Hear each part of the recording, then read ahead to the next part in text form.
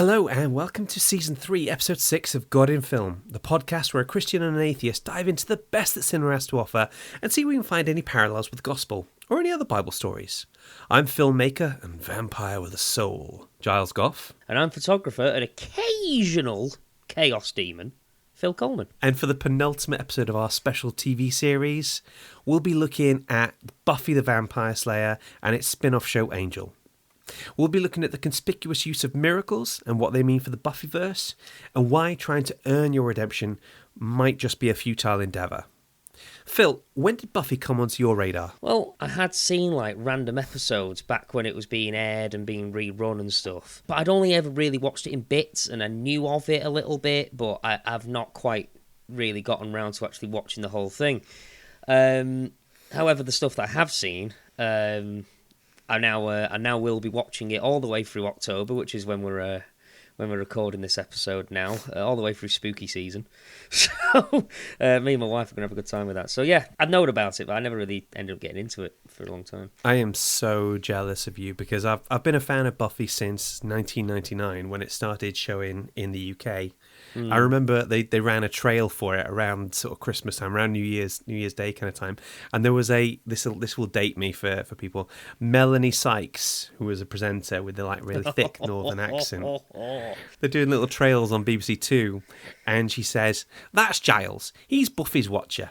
You're like, oh, what? Hang on, there's a Giles in pop culture? I don't know what's going on, but I'm 1,000% on board. I love the fact that it's like, that's our Giles over there. It's watching at Buffy. Yes, he is. Oh, God, it's so northern. Love it. It reminds me of me gran. Yeah, absolutely. Anyway, let's kick off with Phil's Facts. Yay! So, Buffy the Vampire Slayer is an American supernatural drama television series created by Joss Whedon and based on the 1992 film of the same name, which he also wrote. The series follows Buffy Summers, played by Sarah Michelle Gellar, the latest in a line of young women known as vampire slayers, or simply just slayers. The cast hated the library scenes, since they were full of exposition and took forever to film, and they all celebrated when it blew up. Do you know what the funny thing about Buffy and Angel is that the cast and crew of that show do seem to solve their problems by blowing stuff up. In the first series of Angel, he has this really sort of cool kind of underground lair practically where he's got an office. It's got like a little elevator, sort of see-through elevator as it goes down, but the elevator didn't work that well and it was a pain to film in. So at the end of the first series of Angel, they just blow that up as well. Then they move into an abandoned hotel, which of course means lots of space in the lobby to film things in, you know? Oh, yeah. It's just one of those things. It's just like, can we just maybe just iron out the fact that there's no space? Yeah. So, David Boreanaz proved to be quite the prankster on set. He'd pull down his pants between takes to make his fellow actors break character and frequently ad-libbed or changed lines to throw them off. Sarah Michelle Gellar would sometimes fight back, however. The two would eat tuna or pickles before kissing to make the scenes as unsexy as possible, and she would even pin or sew her costume together to make it harder for him to unbutton or remove.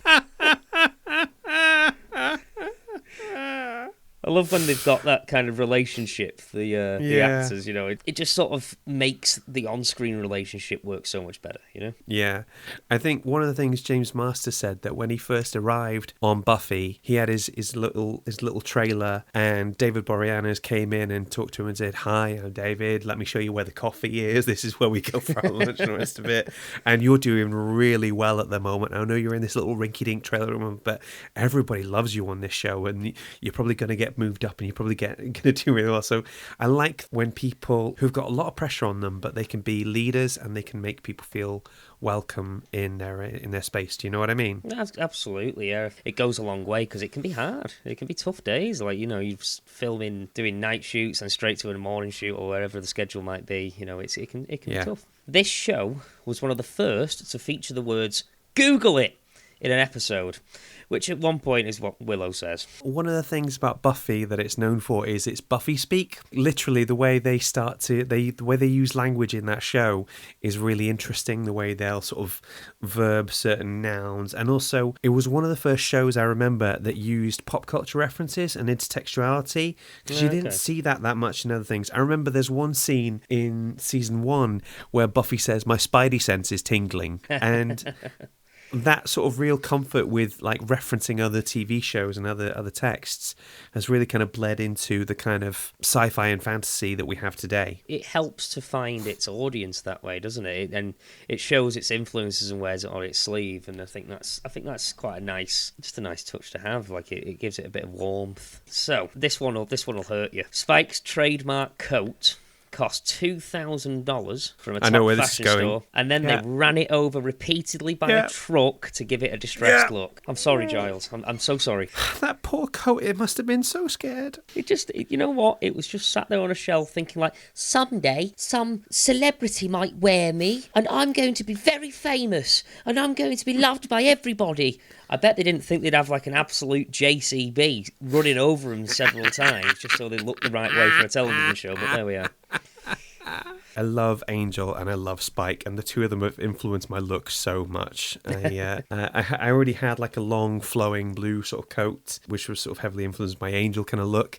And then, I'm not going to lie, the day that I got a long, full length black leather coat was probably one of the best days of my life. I can still remember all the details of that day beautifully. I've never known a man to have such an affinity for one particular piece of clothing. There is a longer story about how I got that coat and how I had to use my friends as collateral to get it, but we'll save that for another time. That sounds like a pub story. So in the original film from 1992, Buffy says that her only life goals, are to graduate, go to Europe, marry Christian Slayer, and die. Although Joss Whedon has repeatedly stressed that the movie should not be considered canon for the television show, by the end of it, Buffy actually does accomplish 3 of these goals: graduate, go to Europe, and die, although not in that order.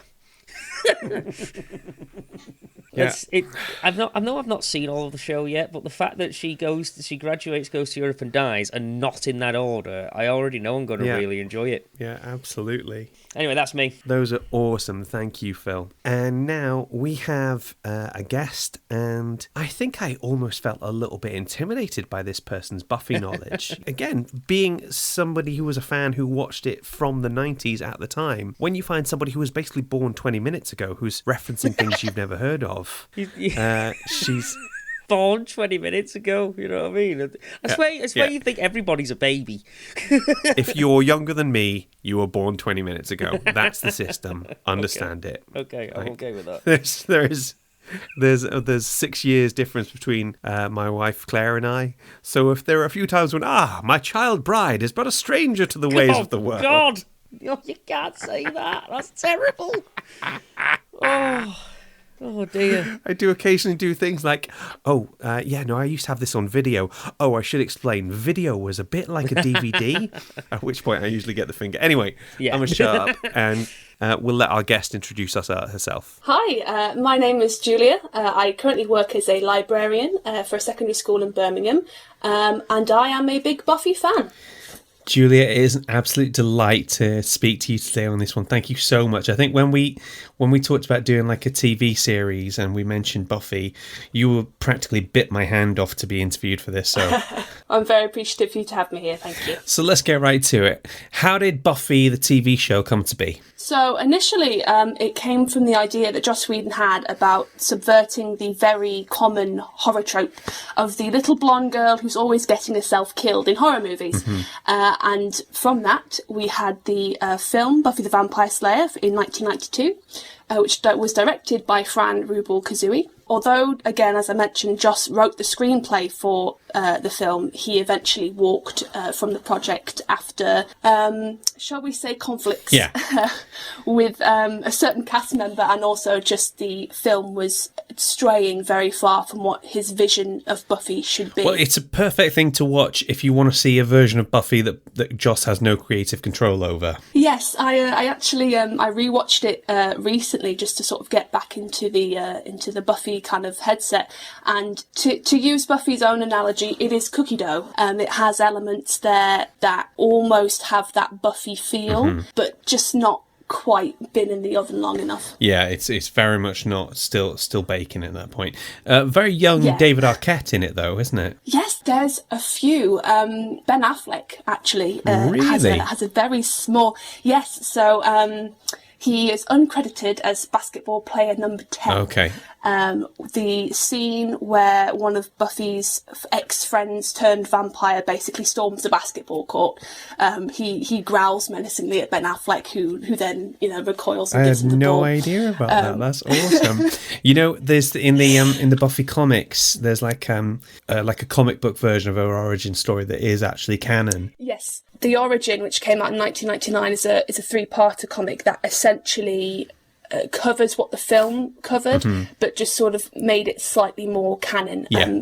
For example, in the film, Buffy's first Watcher Merrick is struck down by Lothos, and in the comic he actually decides to sacrifice himself and kill himself instead of allowing the vampire to kill him instead, which is they're two very different ways of playing out the same inevitable end for Merrick, which unfortunately is death.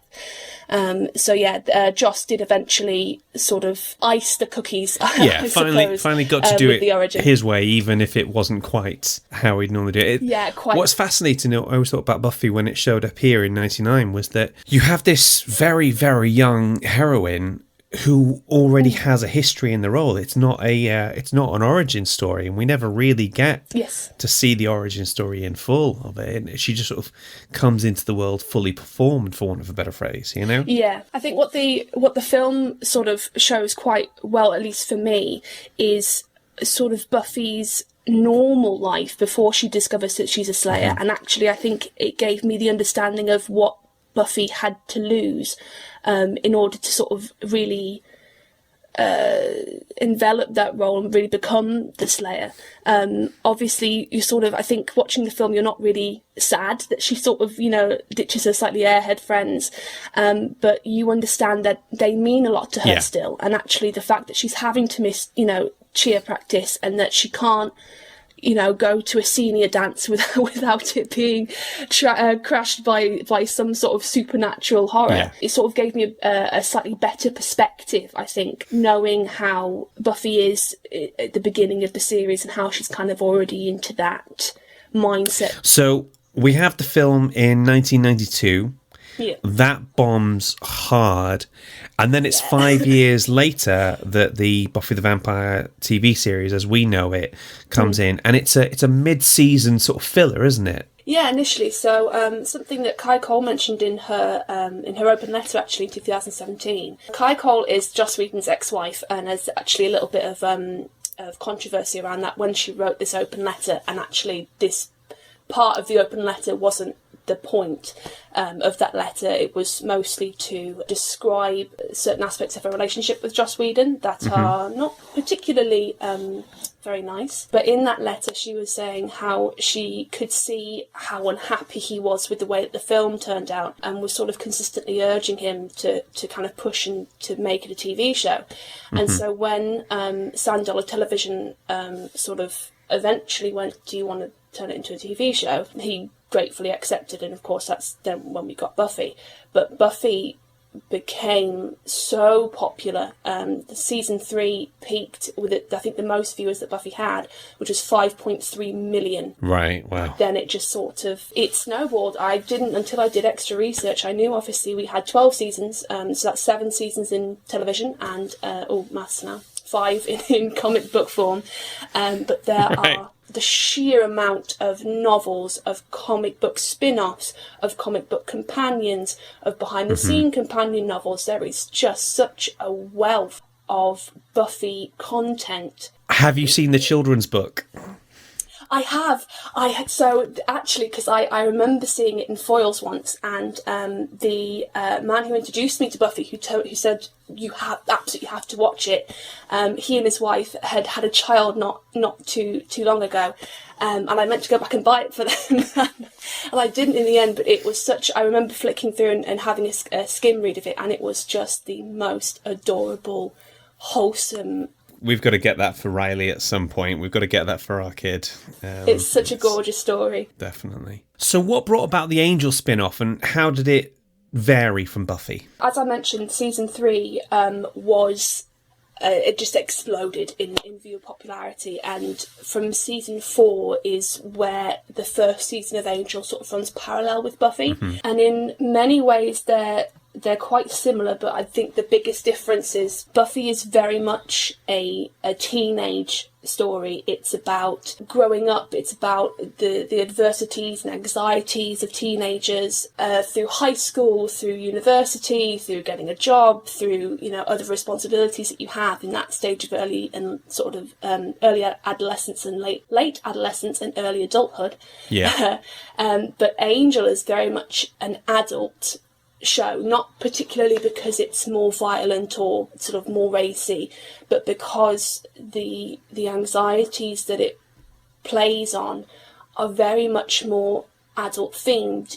The idea of being a parent and am I going to be a good enough parent, and what does having a child mean? The ideas of redemption and this fight between good and evil. In Buffy, good pretty much always wins. There's sacrifice involved. The path is not always easy, but at the end of it, the underdog always kind of comes out on top.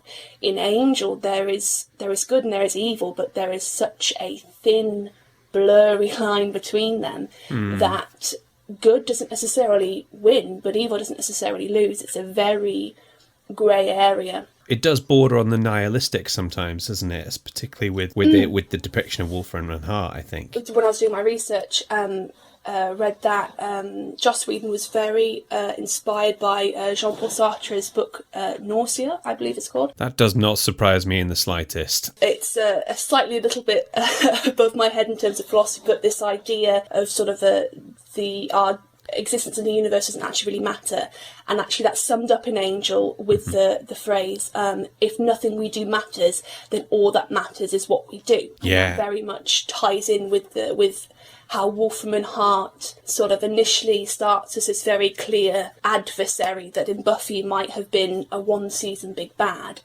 but then becomes so entangled, and in Wesley's case quite literally, becomes so entangled with the team until eventually they are in Wolfram and Hart. They are Wolfram and Hart. Yeah, they get swallowed by the beast effectively, don't they? Basically, and even then that can be sort of a small analogy for corporate life. Can you change the system from within, or is the system going to change you first? You're right. It is a very adult thing. I think a lot of people, whether it's specifically the corporate life, or even in the education sector, you still get a similar sort of feeling.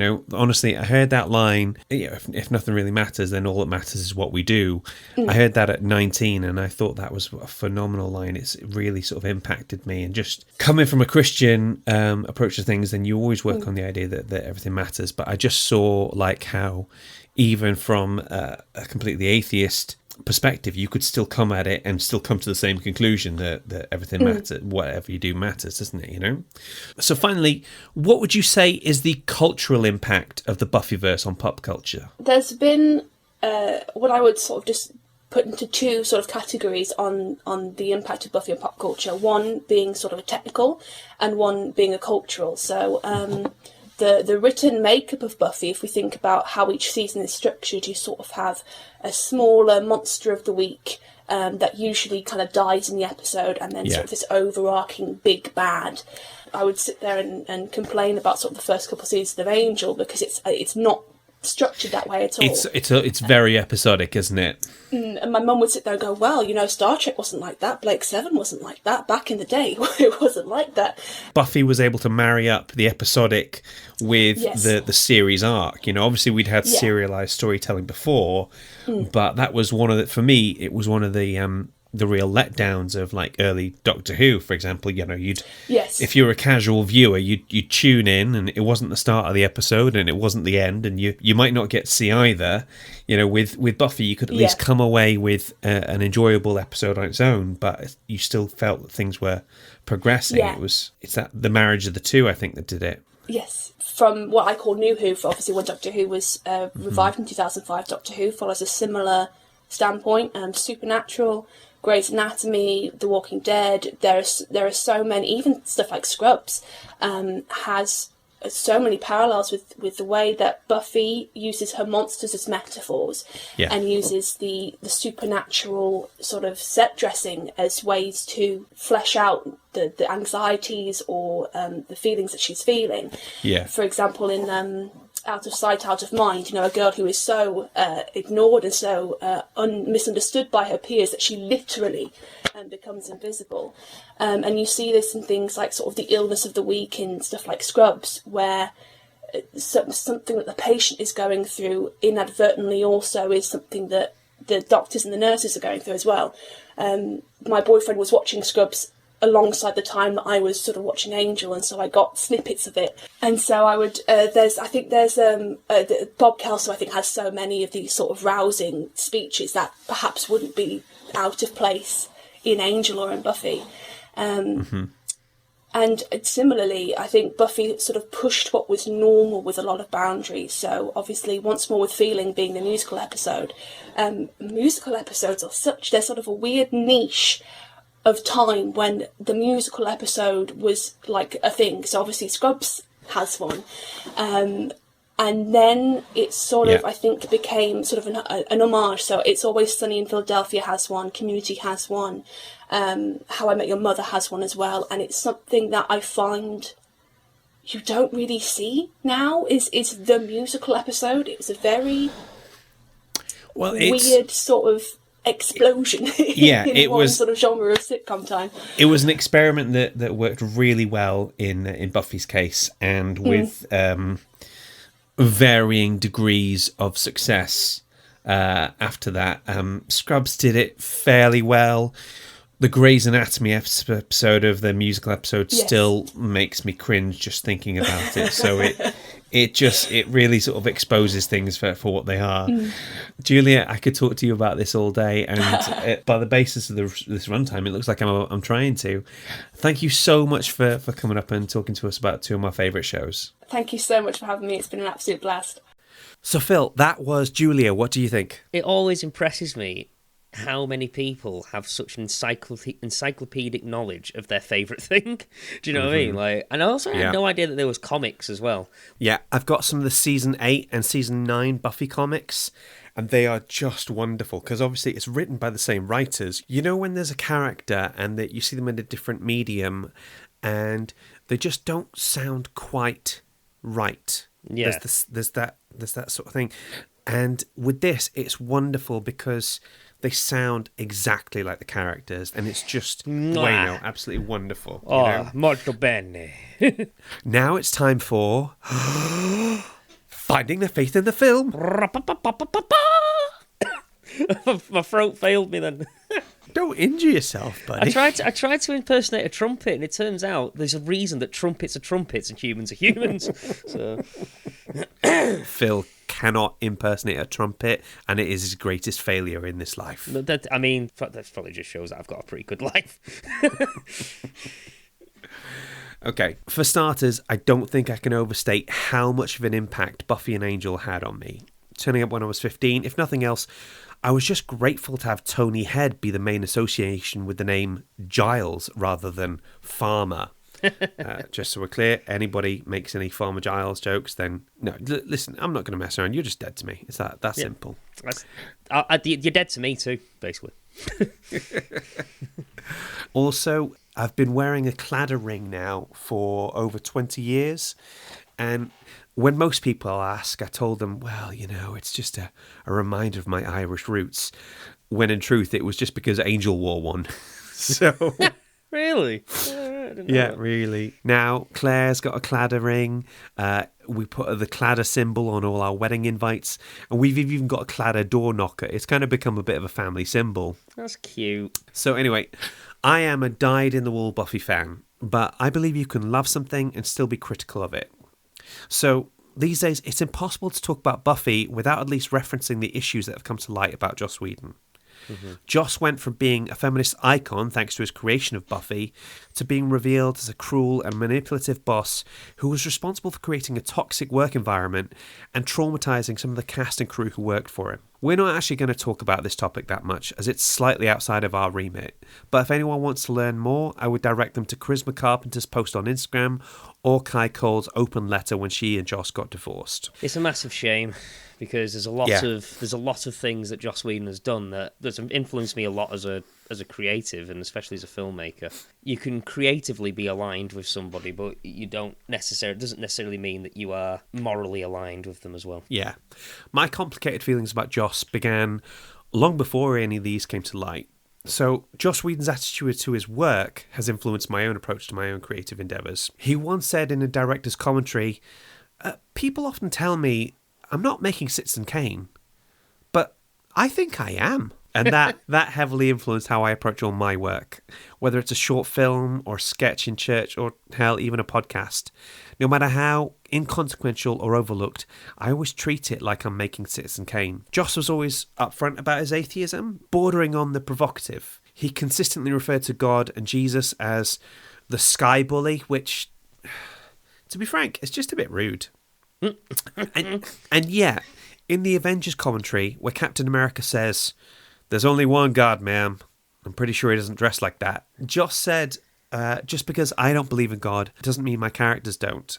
And I always thought that was a bold and generous approach, because to put a statement that you so fundamentally disagree with into the mouth of a sympathetic character was always really impressive. I think the fact that Captain America is even nominally a Christian in an overwhelmingly secular medium is a big boost for a lot of believers, you know? It sort of makes total sense for Captain America to be Christian because, he's in the military, he's a very all-American sort of character, and there's a lot of belief in God that sort of comes along with that. So it's Joss Whedon there making him into a Christian, I feel is just good writing. Yeah, I thought so. And the fact that they really front-loaded it as well, you know? Mm-hmm. Yep. So, Joss Whedon is an atheist, and the Buffyverse is a fantasy world created by an atheist. So, the line in Season 7, Conversations with Dead People, where a vampire asks if there is a god, and she responds with, "Nothing solid," that is basically the closest we get to a proclamation of faith in this show. We remember in the pilot where we said that the Earth wasn't formed in a paradise, it was formed by a sort of world of demons, and that's, again, the closest we get there, you know? Yeah. And yet, I thought I'd do something a bit different to most critics. I thought, just for the hell of it, I would make an argument for the existence of God in the Buffyverse. Now, for clarification, I mean my God, Jehovah, Jesus, burning bush, parting the sea, all that nonsense, that God. Okay, cool. Okay, all right. Strap in. This is going to be an interesting one. If we don't get some complaints about this one, then I'm clearly not doing anything right. So, anyway, Phil, how would you define a miracle? I'd say it was an event that happens where all the odds of it happening are stacked against it, and it happens anyway, and it's usually a positive outcome. Yes, that could still include winning the lottery if you think of it in terms of just beating the odds. I mean, to be fair, some people would consider that to be a miracle, depending on their financial stability. So, dictionary definition for this is an extraordinary and welcome event that is not explicable by natural or scientific laws and is therefore attributed to a divine agency. To put that another way, that could be divine intervention. When it comes to miracles, a lot of them tend to happen when the character of Angel is around. It's worth stating up front that the majority of what I'm talking about will focus on Angel. Now, to be clear, I love Buffy, Faith, Giles, Xander, Willow, Tara, Spike, Oz, Drusilla, Cordelia, Lorne, Gunn, Fred, Dawn, Darla, hell, even Connor I quite like. But I've just got to go where the inspiration takes me. Now, At the time that I was watching this, when I was a teenager, Angel was ostensibly a celibate character, which, when you're a celibate Christian as well, is really quite something. You know, it's a little bit of representation. Yeah. Anything else where any characters are celibate, they're always presented as a little bit weak, a little bit soft, or overly pious or anything like that. Here we've got a character that can't have sex, but he's also powerful and righteous and usually the hero of the story. If he experiences a moment of true happiness, which is a wonderful euphemism, by the way, then the curse that has put his soul back will be broken. He will lose his soul. He will go evil. He will start killing people left, right, and centre, you know. If there was an Olympic category for killing people, then Angel or Angelus would be like consistently hitting the gold. He would always be on the top podium. You with me? That's quite the curse. He's also the one who's around when most of the miracles are happening. Okay, so let's start with the end of season 2. Buffy, as a way of closing the portal to hell, stabs Angel and sends him to hell, and it's all sad. There's Sarah McLachlan music, so you know you're meant to feel sad there. That's the rule, after all. Yeah, no, yeah. Then at the start of season 3, out of nowhere, Angel just comes back from hell. Phil, just quickly, which character in the Bible goes to hell and comes back? Would that be Jesus? That would be Jesus. Gold star for my man Phil over there. Absolutely smashing it. I've not had a gold star in years. I'm so pleased. Thank you. I'm going to get one. Now, this is tricky, okay? Now, what I want to talk about is something that the biblical evidence for is flimsy. But the thing is, this goes beyond Gilesian headcanon and really starts to sort of roll into the Christian scholar headcanon. Right. There are 2 lines in the Bible that suggest that Jesus went to hell. This is just a little aside here, okay? So Ephesians 4 verse 9 says, "What does he ascended mean except that he also descended into the lower earthly regions?" That's when they're talking about the idea that hell is somehow in the bowels of the earth, you know? I thought that for the longest time. I thought if you dug far enough, you'd find hell. Yeah. Back in the 90s, somebody put in like an article about scientists digging far enough, dropping down a microphone, and being able to hear the screams of tortured souls. Oh, I heard about that, yeah. The thing is, it was the 90s. We didn't have a way of fact-checking this nonsense, you know? So it actually did the rounds in Christian evangelical circles for quite some time. Google really is, and I use this term as an atheist, but Google is a godsend. It really is, you know? There's also the line, 1 Peter, so that's my man Peter, writing his own book. He writes 2 books. There's 1 Peter, there's 2 Peter. Chapter 4, verse 6... for this is the reason the gospel was preached even to those who are now dead, so that they might be judged according to human standards in regards to the body, but live according to God in regards to the spirit. So, in the Hebrew scriptures, the words used to describe the realm of the dead is Sheol, and it simply means the place of the dead, or the place of departed souls and spirits. Right, okay. And the New Testament Greek equivalent of Sheol is Hades, because obviously you hear Hades from sort of Greek mythology, which also refers to as place of the dead. Now, other scriptures in the New Testament indicate that Sheol or Hades is a temporary place where souls are kept as they await the final resurrection and judgment. And then there's this line, and it's pretty much like a direct quote from Jesus in the book of Revelation, which is the last book of the Bible. Okay? Revelations 1:18, "I am the living one. I was dead, and now look, I am alive forever and ever, and I hold the keys of death and Hades." So this idea that that's not metaphorical, that he actually holds like a literal key to decide who to sort of control who can. I know it sounds ridiculous, but that's the sort of imagery that they've got. I mean, maybe it's metaphorical, maybe it's literal. I just imagine he's got like literally like a Yale. Just that. I tell you what, you need to give it a bit of a shimmy. But it does open eventually. It's just an act to it. It's an act to it, right? The baby's asleep next door, Phil. You can't make me laugh this much. My baby's asleep too, dude. So anyway, all these things give us this idea of Jesus descending to hell, which was a key part of the Apostles' Creed that many Christians believed and recited, particularly in the early church. Yeah. Now, for me personally, I think Jesus did go to hell.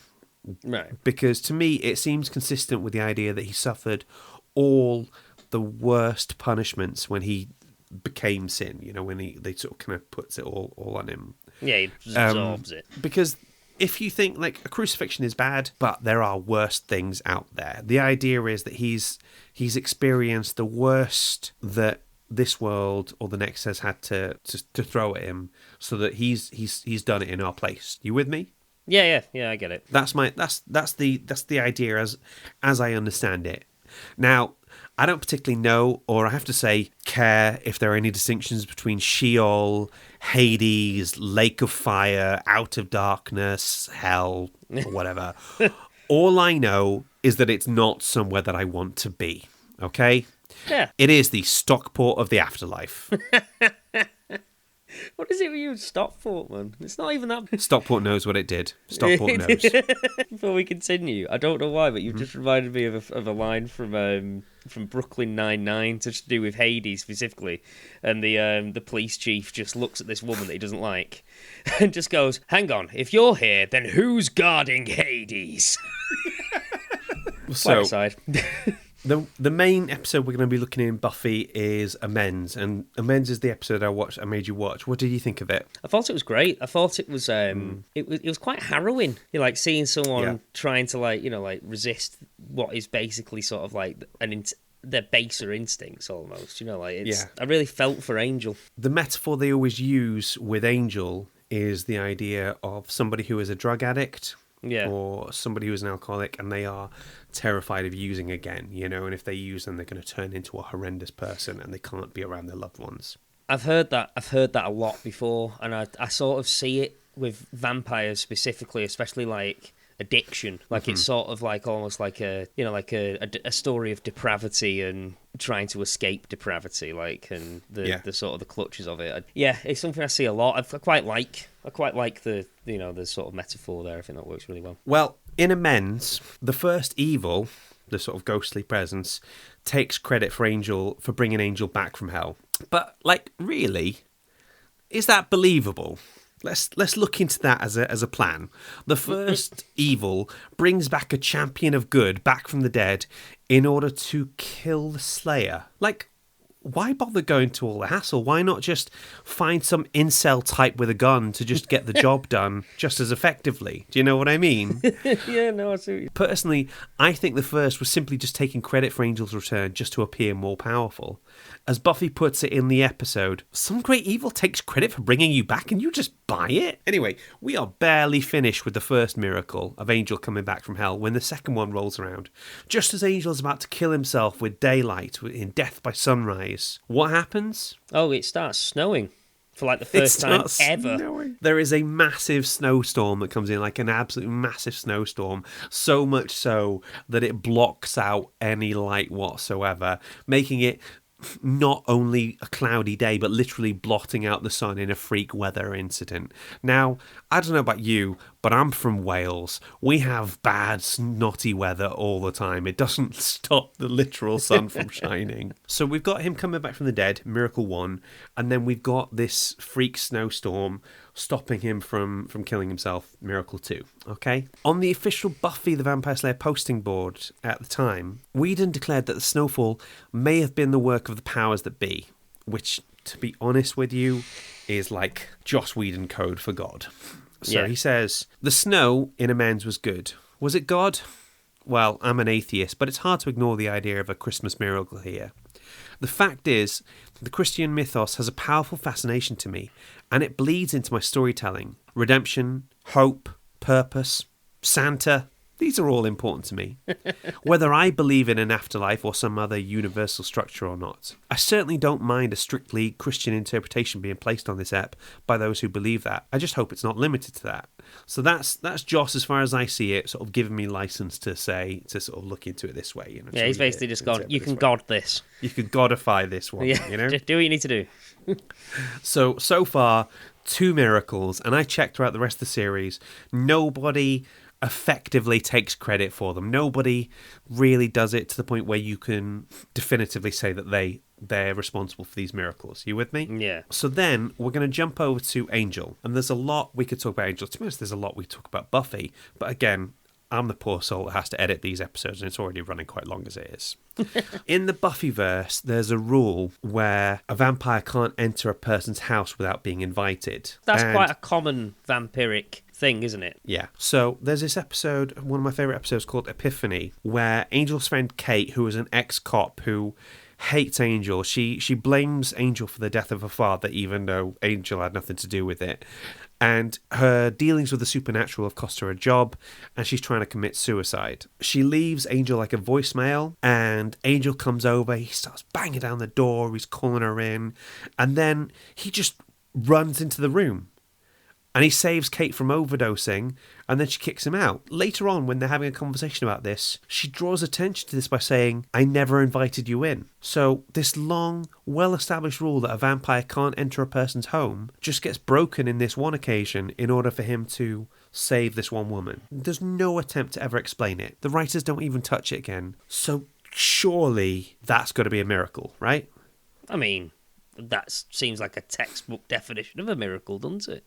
If the rules are as strict as they are. The last example, and I admit this is a stretch, is the miracle that's hiding in plain sight. Crosses. The cross repels vampires because their flesh burns up on contact with it. A symbol of pure good rejecting something that is purely evil. Like, I'm not naive. I know that the reason we have crosses in Buffy is because there was an established convention of the vampire subgenre for about 100 years before Joss Whedon came along. They have been there for a while.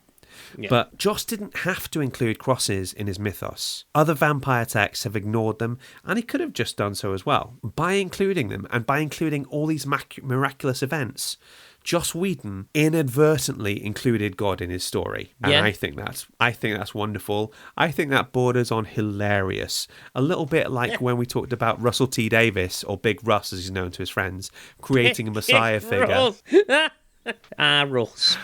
So we've got these atheists creating Messiah figures. We've got them putting God into their stories, and I don't know if they know they're always doing it. It's such a massive part of life, not just culture. Just like, it's taught in schools, and you people have people talk about it on television, in books, in the street. Even it's bound to sort of bleed into all parts of life. It's just such a big thing. I think for me, there's a reason that Christianity as a meta-narrative endures. I think there's something to it. It's certainly not forgettable. The last thing I wanted to talk about was the idea of how do we get our salvation? Okay? What does that look like? What does it mean? You with me? Sure. So the essential premise of the show Angel, in broad terms, is that Angel has committed so many horrors as Angelus, and he's trying to redeem himself by helping the helpless. Now, it is a great storytelling device that sadly gets a little bit lost in later seasons, but it does have a central problem to it. Just quickly, Phil, have you ever heard of the nails in the fence story? I have not heard of that, no. This is, again, one of those stories that kind of rolls around church circles, and it's an illustrative device. There was once a little boy who had a bad temper, and his father gave him a bag of nails and told him that every time he lost his temper, he must hammer a nail into the back of the fence. The first day, the boy had driven 37 nails into the fence, and over the next few weeks, as he learned to control his anger, the number of nails hammered daily gradually dwindled down. He discovered it was easier to hold his temper than to drive those nails into the fence. Finally, the day came when the boy didn't lose his temper at all. He told his father about it, and the father suggested that the boy now pull out one nail for each day that he was able to hold his temper. The days passed, and the young boy was finally able to tell his father that all the nails were gone. The father took his son by the hand and led him to the fence. He said, "You've done well, my son, but look at the holes in the fence. The fence will never be the same. When you say things in anger, they leave a scar just like this one. You can put a knife in a man and draw it out. It won't matter how many times you say, 'I'm sorry,' the wound is still there." So Angel wants to help people, and that is great. There is no better apology than a change in behaviour. But nothing he does can ever undo what he did. Well, yeah. He's trying to save himself from damnation by working for it. But in the real world, that's not possible. That's quite macabre, really, when you think about it. Like, it's quite morbid. It is, but we've seen some pretty horrendous things in the news recently about what men have done to women. And if you think about it, there's nothing they could do to undo what they've done, is there? Well, no, they've done it now. Exactly. I mean, so I think the only thing that you could really do is just try to redeem yourself. Yeah, you can try, and that's not a bad thing. But doing that on its own is never going to get you anywhere. Okay? Yeah. And this is the point we make, that Christianity isn't just about being a good person. It's not just about doing good. Let me give you a quote from Ephesians 2, verses 8 and 9. Mm-hmm. For it is by grace you have been saved, through faith. And this is not from yourselves. It is the gift of God, not by works, so that no one can boast. So all that's saying is that salvation, forgiveness, it's a gift. You don't earn forgiveness. It is something that is given to you. It's something that was given to you because the person giving it loves you. You get that? Right, I think I understand now, yeah. You can't work for forgiveness. Forgiveness has to be given freely. Yeah. It's that forgiveness, the salvation, that is a gift. You didn't earn it. You are not a good enough person to have earned it. It's just impossible. So we can't get salvation by works or doing good things or just being a good person. It's never going to be enough because the bar is just too high. Yeah, I understand. Well, I mean, for someone who's literally a vampire and eaten God knows how many people, it's going to be quite hard to not go to hell at that point, isn't it? So, yeah, and it's an extreme end of the scale, but the concept still applies to everybody, you know. So does that mean there's no place for doing good? Should we just not bother? Well, no. That wouldn't work either, okay? Now, we've talked in the past about if you love somebody, you show them that you love them, don't you? Yeah. It is not proof that you love them. You can't say to somebody, well, I made you dinner, so obviously I love you. You know, you can't show the proof. But it's almost like a side effect of loving someone. Yeah, if you love someone. I love you. I would like you to survive on sustenance. Therefore, I have made you this wholesome meal. Please eat it so that you survive and I can continue to love you. Thanks. Yeah. So the doing the things for them is not proof in itself that you love them. It is evidence of it, you know? Yeah, yeah. And I learned that the difference between proof is when something shows that something definitively is, and evidence is all stuff that suggests something. Mm-hmm. So there's this brilliant quote from James, and I can't remember whether this is the James that's the brother of Jesus or if he's just another James. But James 2, verses 14 to 17. What good is it, my brothers and sisters, if someone claims to have faith but has no deeds? Can such a faith save them? Suppose a brother or sister is without clothes and daily food. If one of you says to them, go in peace, keep warm and well fed, but does nothing about their physical needs, what good is it? In the same way, faith by itself, if not accompanied by action, is dead. So what that's saying is, you could be a terrible person, you could ignore God all your life, and then have a deathbed conversion, and you would still go to heaven like the rest of us. But if you're a Christian, we expect you to act like somebody who loves God. We expect to be able to see it from you. Do you know what I mean? Yeah, no, of course. Yeah, it's like you can't claim to be a Christian and also be like an axe murderer. You know, it's again, you're taking it to the extremes. It's that phrase that we talked about with Jesus when he says, "What you've done for the least of these, you've done for me." If you can walk past a homeless person and not ask them if you want them to buy a sandwich, if they'd like a sandwich, then you did that for Jesus. You ignored him too. Yeah, I think I understand it a bit better. Yeah.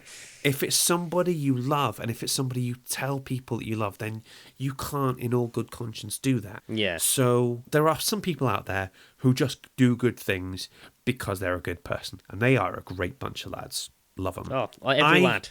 Every lad. I do good things, or I try to do good things, because I love Jesus and I want him to be proud of me. That probably sounds really selfish and self-involved, but that's my motivator. Yeah, there is a thing there, you know. That's fair enough. So that concludes our Finding the Faith in the Film section. Thank you so much, Phil, for listening to me witter on this one. I really appreciate it. No, it's all right. I like I say, I have a great appreciation for religion and for Christianity and all religion, really, because, as I've said numerous times, like, it gives people purpose and hope, and it gives them something to hold on to when times are dark. You know, even if I've not had that gift myself, I can still appreciate it and learn about it and see that it does good for people. Definitely. Okay, ladies and gents, we are coming to the end of our God in Film season here. However, if you still want more prime Giles and Phil content, go over to the Media Mag podcast,